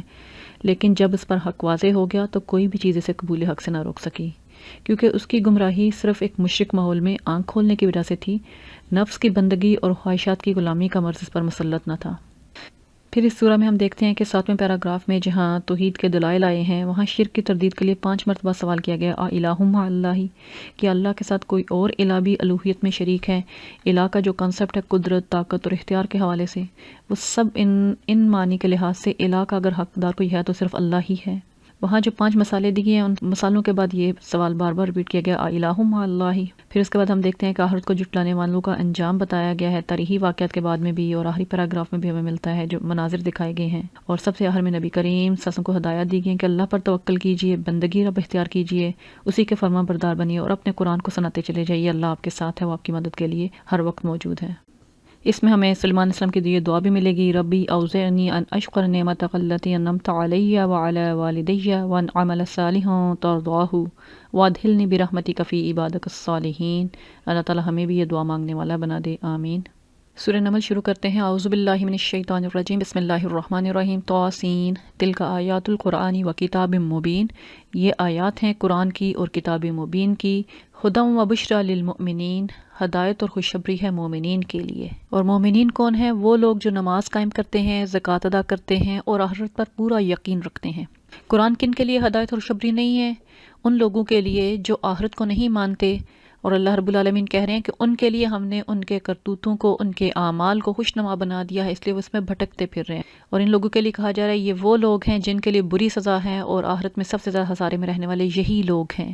پھر آیہ نمبر 6 میں نبی کریم صلی اللہ علیہ وسلم کو مخاطب کر کے کہا جا رہا ہے کہ اے نبی صلی اللہ علیہ وسلم، بلا شبہ تمہیں یہ قرآن ایک حکیم اور علیم ہستی کی طرف سے دیا جا۔ اس کے بعد اگلی چند آیات میں موسیٰ علیہ السلام کا ذکر کیا گیا ہے۔ شروع کی آیات میں اس وقت کا ذکر ہے کہ جب موسیٰ علیہ السلام واپس مصر کی طرف جا رہے ہیں، رستے میں انہیں آگ نظر آتی ہے اور وہاں سے کچھ انگارہ لینے کے لیے جاتے ہیں یا رستہ پوچھنے کے لیے کہ رہنمائی مل جائے۔ وہاں سے انہیں ندا آتی ہے، بورک ما فی النار ومن حولہا وسبحان اللہ رب العالمین یا موسیٰ انہ انا اللہ العزیز الحکیم۔ مبارک ہے وہ جو اس آگ میں ہے اور جو اس کے ماحول میں ہے، پاک ہے اللہ سب جہان والوں کا پروردگار، اے موسیٰ یہ میں ہوں اللہ زبردست اور دانا۔ یعنی جس وقت موسیٰ علیہ السلام کو اللہ رب العالمین نبوت کے لیے چن رہے ہیں، انہیں ان سے ابتدائی کلام کیا جا رہا ہے۔ اس ابتدائی کلام کے موقع پر موسیٰ علیہ السلام کی جو گھبراہٹ تھی اس کا ذکر کیا جا رہا ہے کہ جب اللہ رب العالمین نے کہا کہ اپنی لاٹھی پھینکیے، جو ہی انہوں نے لاٹھی پھینکی وہ سانپ کی طرح بل کھا رہی تھی تو وہ ڈر کر بھاگے۔ تو اللہ رب العالمین نے انہیں پکارا کہ اے موسیٰ ڈرو نہیں، میرے حضور رسول ڈرا نہیں کرتے الا یہ کہ کسی نے قصور کیا ہو، پھر اگر برائی کے بعد اس نے بھلائی سے اپنے فعل کو بدل لیا تو میں معاف کرنے والا ہوں، کہ اگر کسی سے قصور سرزد ہو بھی گیا ہو، وہ اللہ کی طرف رجوع کرتا ہے، توبہ استغفار کرتا ہے تو اللہ تعالیٰ اسے معاف کرنے والا ہے، مہربان ہے، غفور الرحیم ہے۔ پھر انہیں دوسری نشانی دی گئی ید بیضا، اور پھر فرمایا جا رہا ہے کہ یہ 2 نشانیاں ان 9 نشانیوں میں سے ہیں جو فرعون اور اس کی قوم کی طرف لے جانے کے لیے ہیں، وہ بڑے بد کردار لوگ ہیں۔ اب باقی نشانیوں کا بھی ہمیں قرآن مجید میں دوسری جگہوں پہ ذکر ملتا ہے جو اللہ رب العالمین نے مختلف آزمائشیں ان پہ ٹائم ٹو ٹائم بھیجیں۔ اگلی آیات میں فرعون کا اور قوم فرعون کا انجام بتایا جا رہا ہے، بیچ کے سارے واقعات یہاں درج نہیں ہیں۔ البتہ ہم جانتے ہیں کہ جب موسیٰ علیہ السلام یہ 2 نشانیاں ان کے پاس لے کر پہنچے تو ان کے دل اس وقت بھی قائل ہو گئے تھے، لیکن انہوں نے اس کو جادو کہہ کے اس کا مقابلہ کرنا چاہا۔ بعد میں بھی وقتاً فوقتاً ان کو وہ مختلف نشانیاں دکھائی جاتی رہیں، لیکن انہوں نے نہیں تسلیم کیا اپنے تکبر اور غرور کی بنا پر۔ تو اللہ رب العالمین کہہ رہے ہیں کہ جب ہماری کھلی کھلی نشانیاں ان لوگوں کے سامنے آئیں تو انہوں نے کہا یہ کھلا جادو ہے۔ انہوں نے سراسر ظلم اور غرور کی راہ سے ان نشانیوں کا انکار کیا، حالانکہ دل ان کے قائل ہو چکے تھے۔ موسیٰ علیہ السلام کی دعوت کو قبول نہ کرنے کی جو وجہ بتائی جا رہی ہے، ایک ان کا ظلم اور دوسرا ان کا غرور۔ فانظر کیف کان عاقبۃ المفسدین، پھر دیکھو ان مفسدوں کا انجام کیا ہوا، ان کا نام و نشان مٹ گیا، آج اس کی لاش عبرت بنی ہوئی ہے۔ اللہ کی آیات کا انکار کرنے والے، اللہ سے ملاقات کا انکار کرنے والوں کا انجام یہ ہوتا ہے۔ اس کے بعد اگلا پیراگراف اس میں سلیمان علیہ السلام کا ذکر ہے، ان کو دی گئی جو اللہ کی نعمتیں ہیں اور ان کا جو رویہ اس کا ذکر کیا گیا ہے۔ اللہ رب العالمین فرما رہے ہیں کہ سلیمان اور داؤد کو اللہ نے علم عطا کیا تھا اور انہیں اللہ رب العالمین نے بہت سے مومن بندوں پر فضیلت عطا کی تھی اور اس کا شکر ادا کرنے والے تھے۔ داؤد علیہ السلام کے وارث سلیمان ہوئے تو انہوں نے بھی اس چیز کا اعتراف کیا جو اللہ نے انہیں نعمتیں عطا کی تھیں، کہ انہوں نے کہا لوگوں ہمیں پرندوں کی بولیاں سکھائی گئی ہیں، ہمیں ہر طرح کی چیزیں دی گئی ہیں، بے شک یہ اللہ کا نمایاں فضل ہے۔ وہ اللہ کے شکر گزار بندے تھے۔ اللہ رب العالمین نے ان کے لیے جن اور انسانوں کے جو لشکر ہیں وہ جمع کر دیے تھے، منظم گروہ تھے۔ اگلی آیات میں ذکر کیا جا رہا ہے کہ ایک دفعہ سلیمان علیہ السلام اپنے لشکر کے ساتھ سفر کر رہے تھے، چیونٹیوں کی وادی میں پہنچے، انہوں نے ایک چیونٹی کی گفتگو سنی۔ اس نے کہا کہ اے چیونٹیوں اپنے بلوں میں گھس جاؤ، کہیں ایسا نہ ہو کہ سلیمان اور اس کے لشکر تمہیں کچل ڈالے اور انہیں خبر بھی نہ ہو۔ یہ گفتگو سن کر سلیمان علیہ السلام مسکرا پڑے اور پھر اللہ کا شکر ادا کرنے لگے۔ ربی اوزعنی ان اشکر نعمتک التی انعمت علی وعلی والدی وان اعمل صالحا ترضاہ وادخلنی برحمتک عبادک الصالحین۔ آیت نمبر 20 میں ذکر ہے کہ ایک موقع پر سلیمان نے پرندوں کا جائزہ لیا اور کہا کہ کیا بات ہے، میں فلاں ہدہد کو نہیں دیکھ رہا، کیا وہ کہیں غائب ہو گیا کہ میں اسے سخت سزا دوں کہ وہ حاضر کیوں نہیں ہے یہاں، یا اسے ذبح کروں، ورنہ اسے میرے سامنے معقول وجہ پیش کرنی ہوگی کہ وہ غیر حاضر کیوں تھا۔ کچھ زیادہ دیر نہ گزری تو اس نے آ کر کہا میں نے وہ معلومات حاصل کی ہیں جو آپ کے علم میں نہیں ہیں، میں سبا کی قوم کے متعلق ایک یقینی اطلاع لے کر آیا ہوں۔ قوم سبا یمن کے علاقے میں بستی تھی۔ تو آگے سے وہ بیان کر رہا ہے کہ میں نے وہاں ایک عورت دیکھی ہے جو اس قوم کی حکمران ہے، اس کو ہر طرح کا سر و سامان بخشا گیا ہے، اس کا تخت بڑا عظیم الشان ہے۔ میں نے دیکھا ہے وہ اور اس کی قوم اللہ کے بجائے سورج کے آگے سجدہ کرتی ہے۔ یہ اس ہدہد کی اطلاع تھی، سلیمان علیہ السلام کو اطلاع دی گئی، وہ ان کی ذمہ داری ہے کہ اللہ کا پیغام اللہ کے بندوں تک پہنچائیں۔ جب انہیں اس قوم کی اطلاع دی جاتی ہے تو ان کو اپنی ذمہ داری یاد آتی ہے، لیکن اس سے پہلے وہ تحقیق بھی کرتے ہیں۔ اگلی آیات میں اس قوم کے بارے میں اللہ رب العالمین فرما رہے ہیں کہ شیطان نے ان کے اعمال ان کے لیے خوشنما بنا دیے تھے، انہیں شاہراہ سے روک دیا تھا، سیدھے رستے سے روک دیا تھا۔ اس وجہ سے وہ سیدھا رستہ نہیں پا رہے تھے کہ اس خدا کو سجدہ کریں جو آسمان اور زمین کی پوشیدہ چیزیں نکالتا ہے، وہ سب کچھ جانتا ہے جسے تم لوگ چھپاتے اور ظاہر کرتے ہو، اللہ کے جس کے سوا کوئی عبادت کا مستحق نہیں، جو عرش عظیم کا مالک ہے۔ سلیمان علیہ السلام نے ہدہد کی بات سن کے کہا کہ ابھی ہم دیکھ لیتے ہیں تو نے سچ کا یا جھوٹ، میرا ہاتھ لے جا، اسے ان لوگوں کی طرف ڈال دے اور الگ ہٹ کر دیکھ کہ وہ کیا رد عمل ظاہر کرتے ہیں۔ اگلی آیات میں ذکر ملتا ہے کہ ملکہ سبا کو خط مل چکا ہے، وہ اہل دربار کو مخاطب کر کے کہتی ہے کہ اے اہل دربار، میری طرف ایک بڑا اہم خط پھینکا گیا ہے، وہ سلیمان علیہ السلام کی جانب سے ہے، اللہ رحمان الرحیم کے نام سے شروع کیا گیا ہے، اور اس میں مضمون یہ ہے کہ میرے مقابلے میں سرکشی نہ کرو اور مسلم ہو کر میرے پاس حاضر ہو جاؤ۔ اب خط سنا کر ملکہ اپنے سرداران قوم سے مشورہ مانگ رہی ہے کہ میں کسی معاملے کا فیصلہ تمہارے بغیر نہیں کرتی، اب مشورہ دو کہ کیا کیا جائے اس خط کے معاملے میں۔ اب سرداران قوم کہہ رہے ہیں کہ ہم طاقتور اور لڑنے والے لوگ ہیں، آگے فیصلہ آپ کے ہاتھ میں، خود دیکھ لیں کہ کیا حکم دینا ہے۔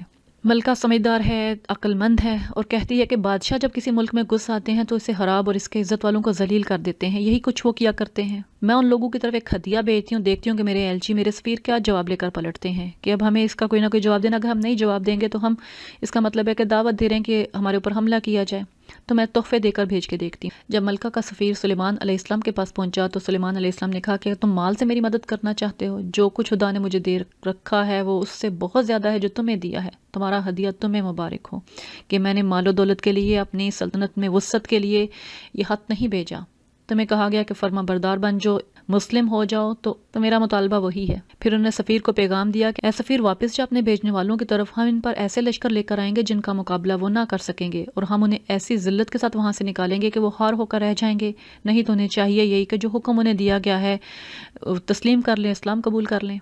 اس کے بعد اگلی آیات میں ذکر ہے کہ جو ملکہ ہے وہ سلیمان اسلام کے دربار میں حاضر ہونے کے لیے آ رہی ہے، اور سلیمان علیہ السلام اپنے اہل دربار سے کہہ رہے ہیں کہ تم میں سے کون ہے جو اس کا تخت میرے پاس لاتا ہے قبل اس کے کہ وہ لوگ متی ہو کر میرے پاس حاضر ہوں۔ ایک کوی ہیکل جن کہتا ہے کہ میں حاضر کر دوں گا قبل اس کے کہ آپ اپنی جگہ سے اٹھیں، میں اس کی طاقت رکھتا ہوں، امانت دار ہوں۔ لیکن ابھی وہ سلیمان السلام کے حکم کا انتظار کر رہا ہے کہ جس شخص کے پاس کتاب کا علم تھا وہ بولا کہ میں آپ کی پلک جھپکنے سے پہلے اسے لائے دیتا ہوں، اور جو ہی سلیمان نے وہ تخت اپنے پاس رکھا ہوا دیکھا تو پکار اٹھا، یہ میرے رب کا فضل ہے تاکہ وہ مجھے آزمائے، میں شکر کرتا ہوں یا کافر نعمت بن جاتا ہوں۔ ومن شکر فانما یشکر لنفسہ، جو کوئی شکر کرتا ہے اس کا شکر اپنے لیے ہی مفید ہے، ورنہ اگر کوئی ناشکری کرے تو میرا رب بے نیاز اور اپنی ذات میں آپ بزرگ ہے۔ یعنی اللہ رب العالمین نے سلیمان علیہ السلام کو اتنے وسائل، اتنی طاقتیں اور اس طرح کی فوجیں دی ہوئی تھی کہ وہ یہ سارے کام کر سکتے تھے۔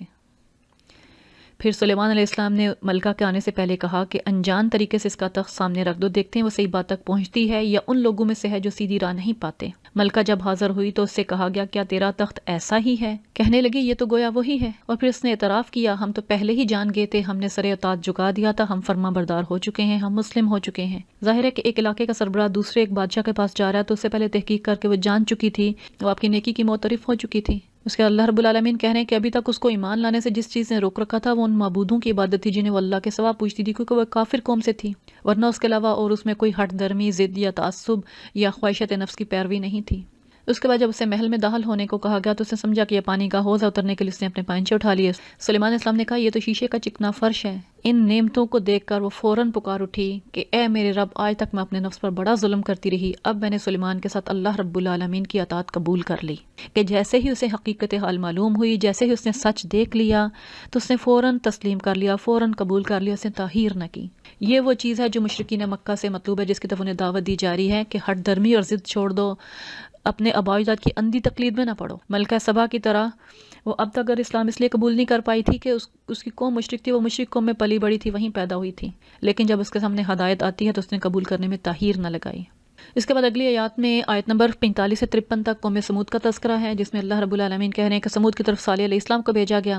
جب انہوں نے انہیں پیغام دیا کہ اللہ کی بندگی کرو تو وہ دو فریق بن گئے، ان کے ساتھ جھگڑنے لگے۔ تو صالح علیہ السلام نے ان سے یہی کہا کہ بھلائی سے پہلے برائی کے لیے جلدی کیوں مچاتے ہو، کہ بار بار وہ کہتے ہیں کہ لے آؤ جس سے ڈراتے ہو، تم اللہ تعالیٰ سے استغفار کیوں نہیں کرتے شاید کہ تم پر رحم کیا جائے۔ اب وہ صالح علیہ السلام کو کہہ رہے ہیں کہ ہم تمہیں اور تمہارے ساتھیوں کو بدشگونی کا نشان پاتے ہیں، اچھے بھلے اطمینان کی زندگی گزار رہے تھے، تم وہاں کے بیچ میں ہمیں یہ اس طرح کی بری خبریں سنانی شروع کرتی ہیں۔ صالح علیہ السلام نے کہا کہ یہ اصل وجہ یہ ہے کہ تم لوگوں کی آزمائش ہو رہی ہے۔ صالح علیہ السلام کی قوم کے 9 بڑے جو سردار تھے فساد پھیلاتے تھے، کوئی اصلاح کا کام نہیں کرتے تھے، ہر فسادی کام میں آگے آگے ہوتے تھے۔ اب وہ آپس میں صالح علیہ السلام سے نجات پانے کے لیے پلان بنا رہے ہیں۔ کہنے لگے کہ خدا کی قسم کھا کر عہد کر لو، ہم صالح اور اس کے گھر والوں پر شبہن ماریں گے، پھر اس کے ولی سے کہہ دیں گے کہ ہم اس کے خاندان کی ہلاکت کے وقت موجود نہ تھے۔ یعنی صالح علیہ السلام کے ولی سے مراد جو ان کے قبیلے کے سردار ہیں، جن کو خون کے دعوے کا حق پہنچتا ہے۔ اب یہ وہی پوزیشن ہے جو نبی کریم صلی اللہ علیہ وسلم کے زمانے میں آپ کے چچا کو حاصل ہے، اور کفار قریش بھی اسی وجہ سے اپنے ہاتھ روکے ہوئے تھے کہ اگر وہ نبی کریم کو نعوذ باللہ قتل کریں گے تو بنی ہاشم کے سردار ابو طالب اپنے قبیلے کی طرف سے خون کا دعویٰ لے کر اٹھیں گے۔ اب صالح علیہ السلام کے سرداروں نے جب یہ پلان کیا تو اللہ تعالیٰ کہہ رہے ہیں کہ یہ چال تو وہ چلے، ایک چال ہم نے چلی جن کی انہیں خبر نہ ہوئی۔ اللہ رب العالمین نے ان کو تباہ کر کے رکھ دیا، ان کو اور ان کی پوری قوم کو۔ ان کے گھر خالی پڑے ہیں اس ظلم کی پاداش میں جو وہ کرتے تھے۔ اس میں ایک نشان عبرت ہے ان لوگوں کے لیے جو علم رکھتے ہیں، اور اللہ رب العالمین نے بچا لیا ان لوگوں کو جو ایمان لائے تھے، نافرمانی سے پرہیز کرتے تھے۔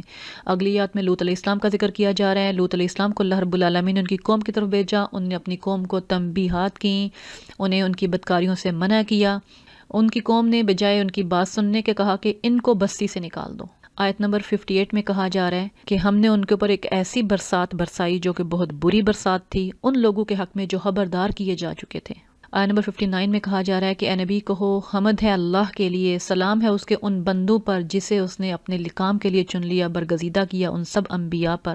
پھر مشرکین مکہ سے سوال کیا جا رہا ہے کہ ان سے پوچھو اللہ بہتر ہے یا وہ معبود جنہیں وہ لوگ اس کا شریک بنا رہے ہیں۔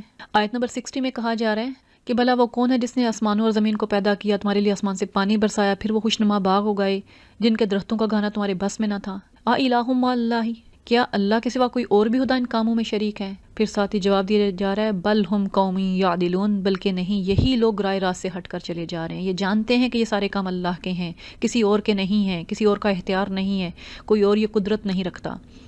اگلا سوال پوچھا جا رہا ہے کہ ان سے پوچھو وہ کون ہے جس نے زمین کو جائے قرار بنایا، اس کے اندر دریا رواں کیے، پہاڑوں کی میہیں گاڑی، پانی کے 2 ظہیروں کے درمیان پردے حائل کر دیے۔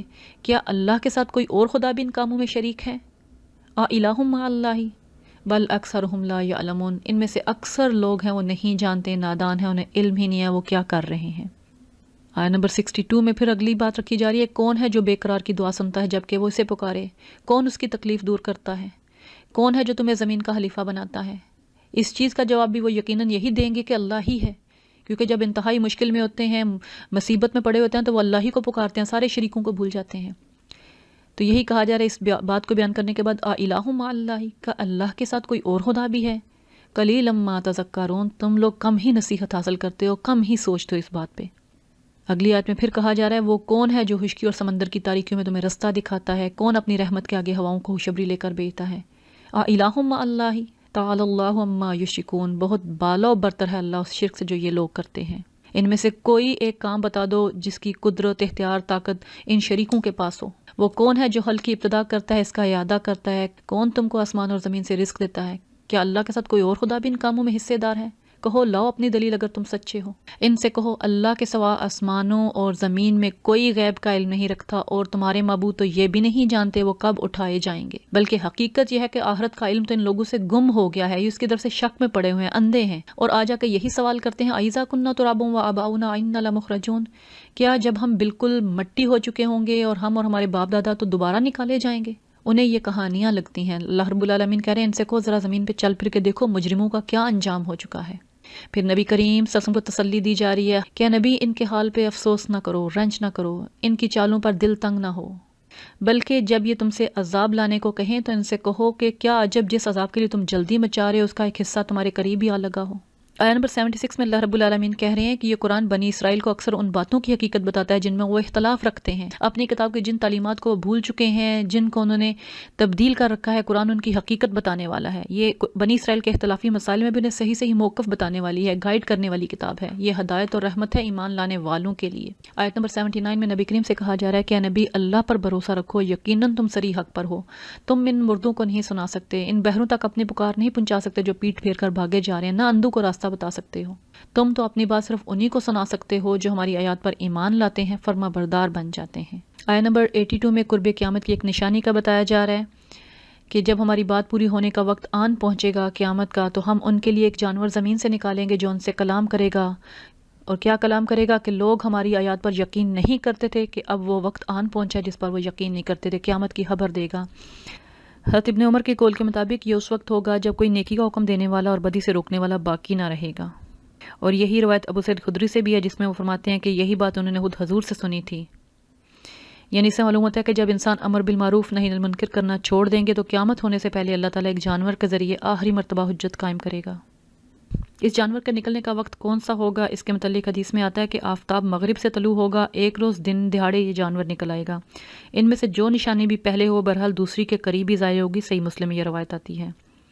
دوسری روایات جو کہ مسلم، ابن ماجہ، ترمذی وغیرہ میں آئی ہیں ان میں نبی کریم صلی اللہ علیہ وسلم نے بتایا ہے کہ قیامت کے قریب زمانے میں دجال کا خروج، دعوت الارض کا ظہور، دھوئیں کا ظاہر ہونا، آفتاب کا مغرب سے طلوع ہونا، یہ وہ نشانیاں جو یکے بعد دیگرے ظاہر ہوں گی۔ اب اس جانور کی شکل صورت کیسی ہوگی، نکلنے کی جگہ کیا ہوگی، ان روایات میں ہمیں پڑھنے کی صورت جو ہمارے لیے اتنی نشانی کافی ہے کہ اللہ رب العالمین کہہ رہے ہیں کہ قیامت سے قبل ایک جانور نکلے گا جو لوگوں سے کلام کرے گا۔ اور یہ کوئی اتنی حیرانی کی بات نہیں ہے، یہاں صرف اللہ رب العالمین یہ کہہ رہے ہیں نا کہ قیامت سے پہلے وہ ایک جانور کو بولنے کی صلاحیت دیں گے، اور جب قیامت قائم ہو جائے گی تو اللہ تعالیٰ کی عدالت میں انسان کی آنکھ، کان، جسم، کھال ہر چیز بول اٹھے گی۔ اس کے بعد اگلی آیات میں قیامت کا ایک منظر پیش کیا جا رہا ہے۔ ذرا تصور کرو اس دن جب ہم ہر امت میں سے ایک فوج کی فوج ان لوگوں کی گھیر لائیں گے جو ہماری آیات کو جھٹلایا کرتے تھے، اور پھر ان کو ان کی اقسام کے لحاظ سے، ان کی نافرمانی کے لحاظ سے درجہ بدرجہ مرتب کیا جائے گا، یہاں تک کہ جب سب آ جائیں گے تو پھر رب پوچھے گا ان سے تم نے میری آیات کو جھٹلا دیا جبکہ تم نے ان کا علمی احاطہ نہ کیا تھا، جبکہ تم نے جاننے کی کوشش نہیں کی تھی، اگر یہ نہیں تو تم اور کیا کر رہے تھے؟ ان کے ظلم کی وجہ سے عذاب کا وعدہ ان پر پورا ہو جائے گا، تب وہ کچھ بول نہ پائیں گے، ان کے شرک کی وجہ سے، ان کی اللہ تعالیٰ کی آیات کو جھٹلانے کی وجہ سے۔ اور کیا گزرے گی اس روز جب سور پھونکا جائے گا اور ہول کھا جائیں گے وہ سب جو آسمان اور زمین میں ہیں، سوائے ان لوگوں کے جنہیں اللہ اس ہول سے بچانا چاہے، اس خوف اور ہراس سے بچانا چاہے۔ یہ کون لوگ ہوں گے جنہوں نے اس دن سے ڈرتے ہوئے تیاری کی ہوگی؟ سب کان دبائے اس کے حضور حاضر ہو جائیں گے۔ اور پھر اللہ رب العالمین فرما رہے ہیں آج تو جن پہاڑوں کو دیکھتا ہے سمجھتا ہے کہ ہوپ جمے ہوئے ہیں، اس روز بادلوں کی طرح اڑ رہے ہوں گے۔ یہ اللہ کی قدرت کا کرشمہ ہوگا جس نے ہر چیز کو حکمت کے ساتھ استوار کیا ہے، وہ خوب جانتا ہے تم لوگ کیا کرتے ہو۔ جو شخص بھلائی لے کر آئے گا اسے اس سے زیادہ بہتر صلہ ملے گا، اور ایسے لوگ اس دن کے ہول سے محفوظ ہوں گے کیونکہ وہ اس دن کی تیاری کر چکے ہوں گے۔ قرآن مجید اور انبیاء ان کو خبریں دے چکے ہیں اس دن کے بارے میں، اور جن لوگوں نے اس دن کی ملاقات کو جھٹلایا ہوگا اور برائی لیے ہوئے آئیں گے، ایسے سب لوگ اوندے منہ آگ میں پھینکے جائیں گے۔ کیا تم لوگ اس کے سوا کوئی اور جزا پا سکتے ہو کہ جیسا کرو ویسا بھرو؟ هل تجزون الا ما کنتم تعملون، جو تم نے کیا اب تمہیں وہی جزا ملے گی۔ آخر میں نبی کریم سم کو پھر ہدایات دی جا رہی ہیں کہ نبی ان سے کہہ دو مجھے یہی حکم دیا ہے کہ اس شہر مکہ کے رب کی بندگی کروں جس نے اسے حرم بنایا ہے، کہ مجھے حکم دیا گیا ہے کہ میں مسلم بن کر رہوں اور یہ قرآن پڑھ کر سناؤں۔ اب جو ہدایت اختیار کرے گا اپنے ہی بھلے کے لیے ہدایت اختیار کرے گا۔ فمن اہتدی فانما یہتدی لنفسہ، اور جو گمراہ ہو سے کہہ دو میں بس خبردار کرنے والا ہوں۔ ان سے کہو تعریف اللہ ہی کے لیے، ان قریب وہ تمہیں اپنی نشانیاں دکھا دے گا اور تم انہیں پہچان لوگے، تیرا رب بے خبر نہیں ان اعمال سے جو تم لوگ کرتے ہو۔ صدق اللہ العلی العظیم۔ اللہ تعالیٰ سے دعا کرتے ہیں کہ ہمیں آخرت کا گہرا یقین عطا کر دے، ہمیں اپنے اخلاق سنوارنے کی توفیق دے دے، ہمیں اپنے طرز عمل کی اصلاح کی توفیق دے دے، ہمیں اللہ کے سامنے کھڑے ہونے سے پہلے، اس کے سامنے جواب دہ ہونے سے پہلے اپنے اعمال کی اصلاح کی توفیق دے دیں۔ رمضان کی ان مبارک گھڑیوں میں اللہ تعالیٰ سے اپنے لیے بھی دعا کیجیے، سارے مسلمانوں کے لیے دعا کیجیے، امت مسلمہ کے لیے دعا کیجیے، اہل فلسطین کے لیے دعا کیجیے، دنیا میں جہاں جہاں مسلمان پس رہے ہیں اللہ تعالیٰ ان کی مدد فرما دے۔ اللہم اہدنا فیمن ہدیت وعافنا فیمن عافیت وتولنا فیما تولیت وبارک لنا فیما آتیت وقنا شر ما قضیت فإنک تقضی ولا یقضى علیک انہ لا یذل من والیت ولا یعز من آدیت تبارکت ربنا وتعالیت نستغفرک ونتوب الیک وصلی اللہ علی النبی الکریم۔ اللہم اغفر لنا وللمؤمنین والمؤمنات والمسلمین والمسلمات والف بین قلوبہم واصلح ذات بینہم وانصرہم علی عدوک وعدوہم۔ اللہم العن الکفرة الذین یصدون عن سبیلک ویکذبون رسلک ویقاتلون اولیاءک۔ اللہم خالف بین کلمتہم وفرق جمعہم وشتت شملہم وزلزل اقدامہم وانزل بہم بأسک الذی لا ترد عن القوم المجرمین۔ اللہم انصر الاسلام والمسلمین واخذل الکفار والمشرکین، آمین ثم آمین۔ صلی اللہ تعالی علی خیر خلقہ محمد وعلی آلہ وصحبہ وذریاتہ اجمعین برحمتک یا ارحم الراحمین، آمین ثم آمین۔